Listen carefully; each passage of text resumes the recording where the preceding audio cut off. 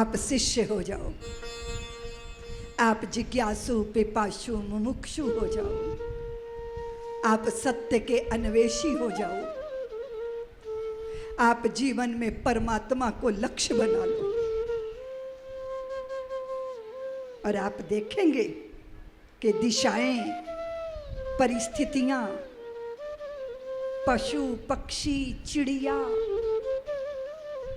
जिधर देखोगे आपको कुछ ना कुछ प्राप्त हो जाएगा। धरती को देखोगे तो धैर्य आ जाएगा, आसमान पर दृष्टि डालोगे शिष्य बनकर तो देखोगे कि बादल आए, गरजे, बरसे, बिजलियां चमकी, लेकिन आसमान निर्लेप बना रहा, निर्दोष बना। जैसे ही आप देखोगे बादलों को तो आपको लगेगा वो जल से भरे हैं, पर जल अपने पास रखना नहीं चाहते, धरा पर बरसाकर खाली हो जाना चाहते। जैसे ही समुद्र सागर को देखोगे ना, छोड़ दीजिए कुछ घटनाएं, लेकिन सागर जितना भी गहरा हो पर वो अपनी परिधि को कभी लांघता, बोलिए ना। जैसे ही आप पूर्णिमा के चंद्रमा को देखोगे तो आपको अनुभव होगा कि इकट्ठा करना ही बड़ी बात नहीं है, क्योंकि शुक्ल पक्ष का चंद्रमा एक एक कला अर्जित करता है और पूर्णिमा के दिन अपनी सारी चांदनी सृष्टि में बिखेर देता है। दृष्टि मिलेगी ना, बोलो ना। मधुमक्खियां जाने कितने पराग इकट्ठे करती हैं, मधु एकत्रित करती हैं, लेकिन मधुमक्खियों में जो रानी होती है ना, अगर वो उस छत्ते को त्याग दे तो कोई एक मधुमक्खी वहां रहना स्वीकार। देख लो दृष्टि भरकर कि आपके समाज का नेतृत्व जो कर रहा है, आपका आध्यात्मिक नेतृत्व कर रहा है, अगर उसने कहा जी तो आपने कहा हाँ जी, उसने कहा नहीं तो आपने कहा जी बिल्कुल नहीं। एक अनुशासन, एक निष्ठा, अगर आपने दृष्टि भर के देख लिया तो एक नन्हा सा बीज धरती पर गया, फूल फल पत्ते, इतना विशाल वृक्ष उस नन्हे से बीज में।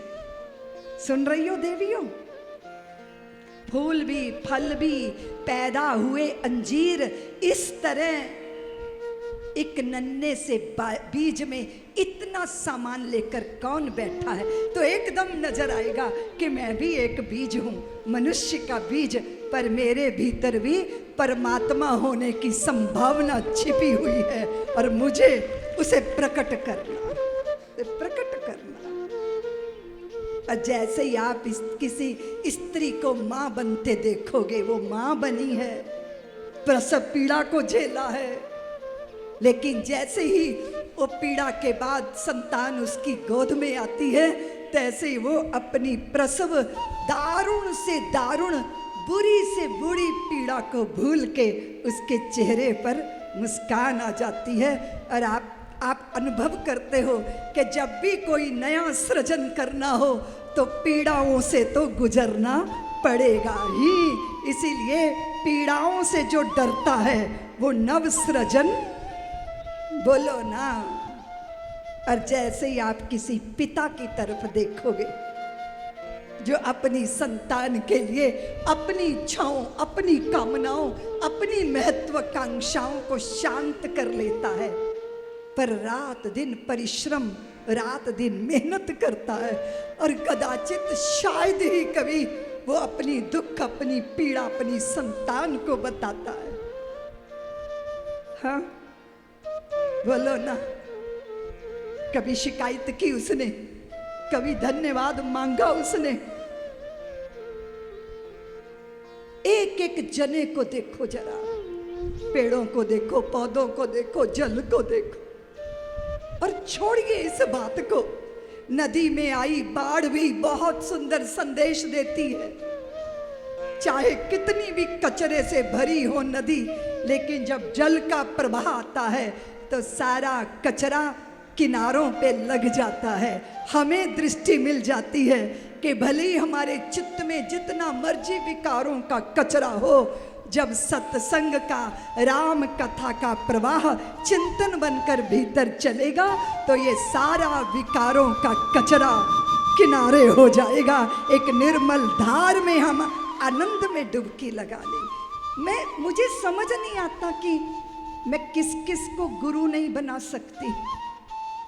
आपने मेरे सामने कैमरा लगा है, कैमरा फोटो खींचता है कैमरा, सुन रहे हो? और एक है दर्पण। कैमरे ने फोटो खींची, उसको हमेशा के लिए अपने सामने रख लिया, पर दर्पण के सामने आप आए, उसने आपको दिखा दिया। आपका शत्रु आया, उसने उसका भी मुख दिखा दिया। उसका चित्त कैमरे जैसा नहीं है, जो सामने है उसको दिखाता है, और जब वो विदा हो जाता है उससे उसका लेना देना। बोलिए, मेरा मन भी दर्पण की तरह निर्भर होना चाहिए, निर्दोष होना चाहिए। कोई परिस्थिति आई, हम प्रभावित हुए, और जैसे परिस्थिति विदा हुई तैसे हम दर्पण की तरह पुनः खाली हो जाएं। उसको कैरी करके ना घूमें, हाँ, उसको लादे लादे ना घूमें। यहाँ ये बहुत सारी देवियाँ बैठी हैं। कई बार स्त्रियाँ मुझे कहती हैं, दीदी माँ, हमारी सासू माँ बड़ी गजब की, जब ब्याने गई तो 20-20 तोला सोना पहनाया, और हमने बस उसी दिन देखे गहने। जिंदगी होगी कभी उस सास ने वो गहने दिखाए नहीं। बोले उसी गहने से 4-5 बेटे ब्याह लिए, पर दिया किसी को कुछ नहीं। तो हमने कहा ये शिकायत तो है कि तुझे गहने नहीं दिए, लेकिन तुम्हें अपना पुत्र कोहिनूर जैसा, तुम्हें अपना पुत्र सौंप दिया, उसकी बात नहीं करती हो, गहनों की बात करती हो। हाँ? प्राप्त का आनंद लो, जो नहीं मिला उसका रोना। बोलो ना, बोलती क्यों नहीं? जो मिला है वो कम मिला है, बोलो ना, कम मिला है। सज्जनों के घर में जन्म मिला, संतों का संग मिला, अच्छे साथी मिले, सम्मानजनक जीवन मिला। भगवान को धन्यवाद देती हो? देती हो? हाँ, देती हो? भगवान को धन्यवाद देती हो कि प्रभु तेरा लाख लाख शुक्र है, तुम बहुत कृपालु हो, तुम बहुत बहुत प्यारे हो। पति को कभी धन्यवाद दिया? दिया? सही बोल।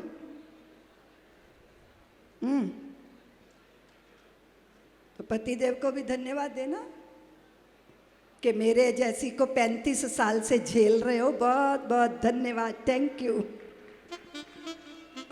आप जिनके साथ हो, आप जिनके, जो आपके आवेगों और आवेशों को झेलते हैं, कौन है वो? बताओ ना। आपकी बेवकूफियों को झेलते हैं, आपके आवेशों को झेलते हैं, वो तो आपके आस ही पास है ना।